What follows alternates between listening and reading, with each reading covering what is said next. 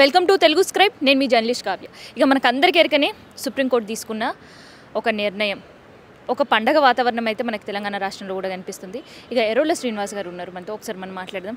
అసలుకి కాంగ్రెస్ దీన్ని ఎట్లా తీసుకుంటుంది అండ్ ఇది రాష్ట్రంలో అమలు చేసే పరిస్థితులు ఎట్లయినా ఉన్నాయా తో మాట్లాడే వాళ్ళు చాలా ఇప్పటివరకు మనం మాటలు అసెంబ్లీలో విన్నాం, కానీ ప్రాక్టికల్గా చేసే వరకు ఏమైనా లోటుపాట్లు ఉండే అవకాశం ఉంటుందా, ఇట్లాంటి విషయాలని కూడా తెలుసుకుందాం. ఎస్సీ ఎస్టీ వర్గీకరణ ఇవాళ అందరం సంబరం చేసుకుంటున్నాం, కానీ ఆల్రెడీ కేసీఆర్ గారు దీనికి సంబంధించిన ప్రతిపాదన ఎప్పుడూ పంపించింది. ముందుగా ఎస్సీ వర్గీకరణపై సుప్రీంకోర్టు చారిత్రాత్మకమైనటువంటి నిర్ణయం తీసుకున్నందుకు ధర్మాసన సభ్యులందరికీ కూడా నిజంగా మనస్ఫూర్తిగా ధన్యవాదాలు తెలియజేస్తా ఉన్నా. కేసీఆర్ గారు ఉద్యమ సమయం నుంచే చెప్పిండు, ఎస్సీ వర్గీకరణకై ఒక శాశ్వతమైనటువంటి పరిష్కారం వెతకాలి అనేసి టీఆర్ఎస్ పార్టీ, ఆనాటి టీఆర్ఎస్ పార్టీ మేనిఫెస్టోలో పెట్టినారు. 2014 అధికారంలోకి వచ్చిన తర్వాత తెలంగాణ రాష్ట్రంలో మొదటి అంటే అసెంబ్లీ సమావేశాలలో, తొలి అసెంబ్లీ సమావేశాల్లో అసెంబ్లీ తీర్మానం చేసి మేము కేంద్రానికి పంపడం జరిగింది. అదేవిధంగా 2016లో కూడా కేసీఆర్ గారు స్వయంగా ఆనాటి డిప్యూటీ సీఎం కడియం శ్రీహరి గారితో ప్రధానమంత్రిని ఒక 2-3 సార్లు కలిసి ఈ వర్గీకరణ పైన ఒక శాశ్వతమైనటువంటి పరిష్కారం ఇవ్వండి అనేసి కేసీఆర్ గారు కూడా ప్రధానమంత్రి నరేంద్ర మోడీ గారిని కలవడం జరిగింది. అదేవిధంగా రెండోసారి అధికారంలోకి వచ్చిన తర్వాత కూడా మళ్ళీ అసెంబ్లీ తీర్మానం చేసి కేంద్రానికి పంపడం జరిగింది. అంటే వర్గీకరణపై నిజంగా చిత్తశుద్ధి అంటే బీఆర్ఎస్ పార్టీకి, కేసీఆర్ గారికి ఉందని మనం చెప్పాలి. ఎందుకు ఈ మాట మాట్లాడుతుందంటే, ముఖ్యమంత్రి గారు, ఈ రాష్ట్ర ముఖ్యమంత్రి రేవంత్ రెడ్డి గారు ఈ 8 నెలల కాలంలో, ఈ 8 నెలల కాల పరిమితిలో 18 సార్లు ఢిల్లీకి వెళ్ళిండని మనం అందరం చెప్పుకుంటున్నటువంటి సందర్భం చాలామందికి తెలిసిందే. 18 సార్లు ఢిల్లీకి వెళ్ళి ప్రధానమంత్రిని 4 సార్లు కలిసిండ్రు, 18 సార్లు మంత్రులను కలిసిండ్రు. ఒక్కసారన్నా ఈ వర్గీకరణ పైన అంశం పైన అసలు మేము చేవెళ్ళ డిక్లరేషన్లో వర్గీకరణకై కట్టుబడి ఉన్నాం అని చెప్పినటువంటి కాంగ్రెస్ పార్టీ ముఖ్యమంత్రి మరి ప్రధానమంత్రికి ఒక్కరోజు కూడా ఎందుకు మాట్లాడలే అంటున్నాం. అంటే కాంగ్రెస్ పార్టీ ఏం చేస్తుందంటే, ముఖ్యమంత్రి గారు, మంత్రులు చాలామంది చూసినాం, కనీసము ఇక్కడ మంత్రిగా చేసిపోయిన వాళ్ళు కూడా ఇలా ముఖ్యమంత్రికి బొక్యాలు ఇచ్చి మేమే చేసినామని ఒక సిగ్గుమాలినటువంటి చర్యలు చేస్తూ ఉన్నారు. ఎందుకంటే ముఖ్యమంత్రి 18 సార్లు ఢిల్లీకి వెళ్తే ఒక్కరోజు కూడా ప్రధానమంత్రిని కలవరు, వీటి మీద మాట్లాడాడు. రెండవది, మేమే చేసినామని చెప్పుకోవడం అనేది ఇంతకంటే నీతిమాలిన చర్య ఏముండదు. ఒరిజినల్గా ఏం జరిగిందంటే, 29 రాష్ట్రాల్లో ఉన్నటువంటి ప్రభుత్వాలకన్నిటి కూడా సుప్రీంకోర్టే వాళ్ళకి ఇంప్లీడ్ కమ్మనేసి అందరికీ కూడా ఇన్ఫర్మేషన్ ఇచ్చింది. అన్ని రాష్ట్రాలు ఇంప్లీడ్ అయినాయి తప్ప, అన్ని రాష్ట్రాలతో పాటు తెలంగాణ రాష్ట్రం ఇంప్లీడ్ అయింది. ఇంప్లీడ్ అయినందుకు దానిని ఒక అడ్వకేట్ని పెట్టుకోవాలి, లేదంటే వాటికి సంబంధించిన వాళ్ళందరినీ కూడా వాటికి అడ్వకేట్లను పెట్టుకొని ప్రభుత్వాలు చేయాలి. కానీ ఇక్కడ ముఖ్యమంత్రి ఏం చెప్తుండే గమ్మతి, ఇది కూడా వాళ్ళ అకౌంట్లో వేసుకున్నాడు, ఇది నేనే దగ్గరుండి చేయించిన వంటిగా అసలు వాళ్ళ విజ్ఞతకు వదిలేస్తూ ఉన్నాం. కాబట్టి 29 రాష్ట్రాలకి ఏమైతే వర్తించిందో ఇలా తెలంగాణ రాష్ట్రానికి కూడా గదే వర్తించింది. వీళ్ళు స్పెషల్గా ముఖ్యమంత్రి కానీ మంత్రులు గారు స్పెషల్గా చేసింది ఏం లేదు. వాళ్ళకి చిత్తశుద్ధి ఉంటే, వాళ్ళకి ఈ వర్గాలపైన నిజంగా చిత్తశుద్ధి ఉంటే వాళ్ళు చేయాల్సింది ఏంటంటే, 18 సార్లు ఢిల్లీకి వెళ్ళినప్పుడు ఏ ఒక్కసారైనా ప్రధానమంత్రి కలిసి దీని మీద వేగవంతం చేయండి. మీరు 2018లో పెరడ్ మైదానికి వచ్చి మీరు సభలో చెప్పిండ్రు, 2023 సభలో చెప్పిండ్రు, మీరు దీన్ని కట్టుబడి ఉండని చెప్పి ఉంటే ఇలా నిజంగా కూడా హర్షించేవాళ్ళు. కానీ 18 సార్లలో ఒకసారి కలవక ఇలా మేమే దగ్గరుండి చేయించినామని అసెంబ్లీలో చెప్తుంటే అందరు నవ్వుకున్నారు. ఇంకొకటి, సుప్రీంకోర్టు నుంచి అయితే గ్రీన్ సిగ్నల్ వచ్చింది, కానీ రాష్ట్రంలో ఎన్నికల హామీలు ఇప్పటివరకు ఏమైనాయో మనకి ఎరకనే.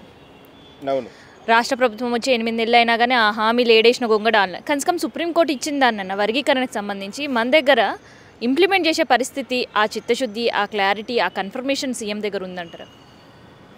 ముఖ్యమంత్రి గారు సభలో ఆర్డినెన్స్ తెస్తా అని చెప్పిండు. మేము అడుగుతున్నాము, సభలో చెప్పినటువంటి మాటను ముఖ్యమంత్రి గారికి మళ్ళీ గుర్తు చేస్తున్నాం. తేవాల్సింది, చేయాల్సింది ఆర్డినెన్స్ కాదు. 2000 సంవత్సరంలో ఆనాడు 2000 సంవత్సరానికి ముందు చంద్రబాబు నాయుడు హయాంలో రిజర్వేషన్ బిల్లు పాస్ అయిన తర్వాత చాలా రోజులు కొద్ది కాలం పాటు రిజర్వేషన్ అమలును వాళ్ళు అమలు జరిగింది. తర్వాత కాంగ్రెస్ గవర్నమెంట్ వచ్చిన తర్వాత మళ్ళీ దాన్ని సుప్రీంకోర్టుకు పోయి దాన్ని రకరకాల ఇబ్బందులు ఏమైనాయో తెలుసు. ఇలా మళ్ళీ మేము ఏమంటున్నామంటే తక్షణమే 29 రాష్ట్రాలకు వాళ్ళందరికీ కూడా సర్క్యులేషన్ ఇచ్చిండ్రు. ఇవాళ ఈ ప్రభుత్వం కూడా అసెంబ్లీ జరుగుతుంది కదా, మీకు నిజంగానే చిత్తశుద్ధి ఉంటే మీరు చేవెళ్ళ డిక్లరేషన్కు కట్టుబడి ఉంటే ఇలా ఈ దళితుల పట్ల మీకు ఏమైనా చిత్తశుద్ధి ఉంటే, ఎందుకంటే మాదిగలకు మూడు ఎంపీ సీట్లు ఉంటే ఒక్క సీటు ఇవ్వలే. మీకు కాంగ్రెస్ పార్టీకి మాదిగల పైన ప్రేమ ఉంటుందని అయితే నేను అనుకోవట్లేదు. ఒక్క సీట్ ఇవ్వలే. మీరు ఒక్క సీట్ ఇవ్వడం వాళ్ళు ఇలా మేము దీనికి కట్టుబడి ఉండడం అంటే దయ్యాలు వేదాలు వల్లించినట్టే ఉంటుందని మేము అనుకుంటా ఉన్నాం. అంటే అసలు రూల్ ఆఫ్ రిజర్వేషన్కు లేకుంటే రిజర్వేషన్కు వ్యతిరేకంగా మీరు ఈ వర్గాలకు జనాభా నిష్పత్తి ప్రకారము దమాష ప్రకారము సీట్ ఇవ్వడం వల్లనే కాంగ్రెస్ పార్టీ ఫెయిల్ అయింది. ఒక సీట్ ఎంపీ ఇవ్వలే మాదిగలకు. సో ఇది మాదిగల వ్యతిరేక ప్రభుత్వము పార్టీగానే భావిస్తూ ఉన్నారు.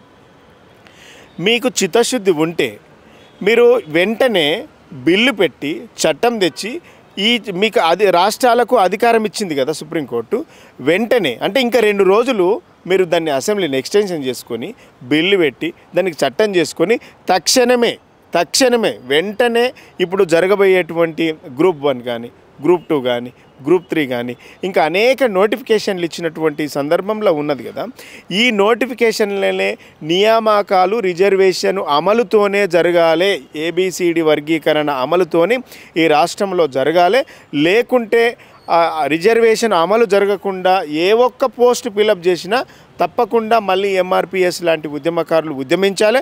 డెఫినెట్గా బీఆర్ఎస్ పార్టీ నాయకులుగా జాతి బిడ్డలుగా మేము ఖచ్చితంగా ఉద్యమిస్తాం. ఏ ఒక్క చిన్న పోస్ట్, చిన్న అటెండరు పోస్ట్ కూడా, వాచ్మెన్ పోస్ట్ కూడా ఫిలప్ జరగకుండా, వర్గీకరణ జరగకుండా, అమలు జరగకుండా ఒక్క పోస్ట్ ఫిలప్ చేసిన ఊరుకోం. ప్రభుత్వానికి చిత్తశుద్ధి ఉంటే, నిజంగా మీకు చిత్తశుద్ధి ఉంటే అసెంబ్లీని ఇంకా 2 రోజులు ఎక్స్టెన్షన్ చేసి మీరు వాటిని చట్టం తేవాల్సినటువంటి బాధ్యత ఉండే, బాధ్యతాయుతంగా ప్రవర్తించకుండా బాధ్యత రహితంగా ప్రభుత్వం ముఖ్యమంత్రి ప్రవర్తించిండు అసెంబ్లీలో. ఇలా దాన్ని ఇంకా ఎక్స్టెన్షన్ చేయాల్సినటువంటి అవసరం ఉండే అని మేము అనుకుంటా ఉన్నాం. సో ఇప్పటివరకు ఒక కార్పొరేషన్ ఊసే లేదు, అట్లాంటిది అమలు ఎంతవరకు చేసే అవకాశం ఉంది కాంగ్రెస్ ప్రభుత్వం? ఇప్పుడు కార్పొరేషన్లు అంటే 35 కార్పొరేషన్లు ఇచ్చింది. ఈ 35 కార్పొరేషన్ల నేను అంటే ఆనాడు ఉస్మానియా యూనివర్సిటీకి వెళ్ళి వీళ్ళు కాంగ్రెస్ పార్టీ వాళ్ళు మేము విద్యార్థులకు అండగా ఉన్నామని చెప్పిండ్రు. అదేవిధంగా మేము నిరుద్యోగులకు అండగా ఉన్నామని చెప్పిండ్రు. 35 కార్పొరేషన్లు ఇస్తే ఎంత విద్యార్థులను, యువకులను, తెలంగాణ యూనివర్సిటీ విద్యార్థులను, ఉస్మానియా యూనివర్సిటీ విద్యార్థులను అవమానపరిచింది కాంగ్రెస్ ప్రభుత్వం. అంటే 35 కార్పొరేషన్ చైర్మన్లు ఇస్తే ఒక్క ఉద్యమకారుడికి లేదు, ఒక్క ఉస్మానియా యూనివర్సిటీకి చైర్మన్ లేదు. మీరు ఎవరికి పనిచేస్తుండ్రు అంటే నిరుద్యోగులను మొన్న సభలలో మాట్లాడి అవమానపరిచిండ్రు. ఉస్మానియా యూనివర్సిటీ విద్యార్థుల పట్ల చాలా సందర్భాల్లో ముఖ్యమంత్రి గారు ఉద్యమ సమయంలో, అదేవిధంగా ప్రతిపక్షంలో ఉన్నప్పుడు, అదేవిధంగా ముఖ్యమంత్రి అయినాక కూడా అవమానపరిచే విధంగా మాట్లాడుతూ ఉన్నాడు. సో ఇన్ని కార్పొరేషన్లు ఇచ్చిన ఒక ఉద్యమకారుడికి యూనివర్సిటీ స్థాయిలో ఉన్నటువంటి విద్యార్థి నాయకులకు ఇవ్వకపోవడం నిజంగా తీవ్రంగా ఖండిస్తూ ఉన్నాం. వాళ్ళకి ఇవ్వాలి, సముచితమైనటువంటి స్థానం ఇవ్వాలి. కార్పొరేషన్లు ఇచ్చిండ్రు కానీ వాటికి బడ్జెట్ లేదు, వాటికి ఎట్లా పని చేయాలో తెలియదు. ఇచ్చినాక 2 నెలల దాకా వాళ్ళకి అసలు అనౌన్స్ చేసిన తర్వాత 3 నెలల వరకు వాళ్ళకు కుర్చీలో కూర్చునేటువంటి అవకాశం ఇవ్వలేదు. సార్ ఇచ్చిండ్రు, వాటికి డబ్బులు లేవు, వాటికి ఎట్లా పని చేయాలో తెలియదు, వాళ్ళకి ఎట్లా జీతాలు ఇస్తారో తెలియదు.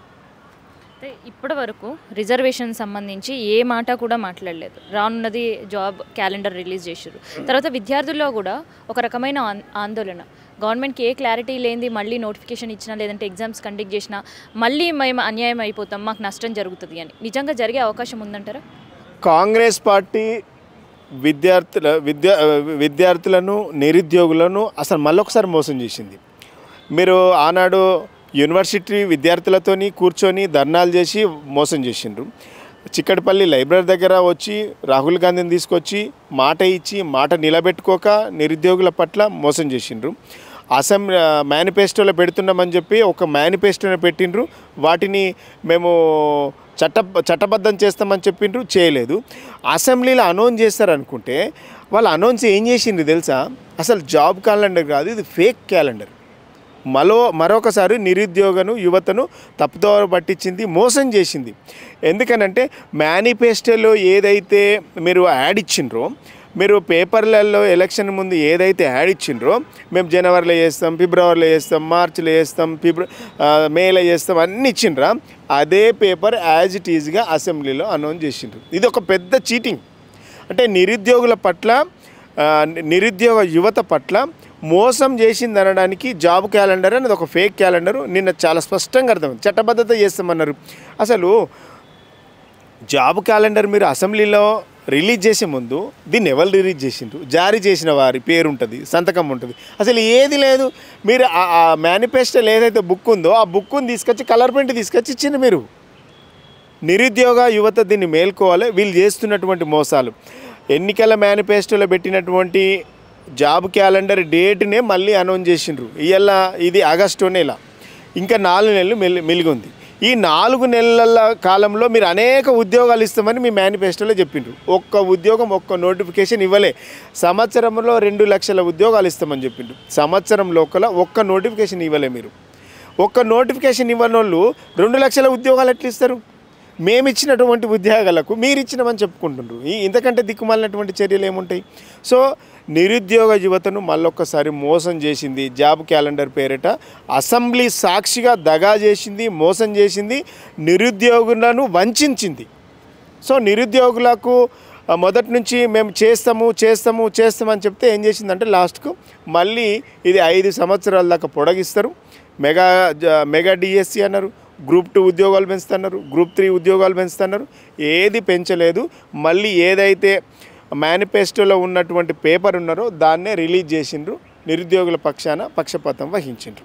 వర్గీకరణకై అనేక సంవత్సరాలుగా పోరాటం చేస్తున్నటువంటి 30 సంవత్సరాల కళ, 30 సంవత్సరాల అనేక విరోచిత పోరాటాలు, వారి యొక్క ఆత్మ బలిదానాలు, త్యాగాలకు అనుకూలంగా ఈరోజు ఒక చారిత్రాత్మకమైనటువంటి నిర్ణయం జరిగింది.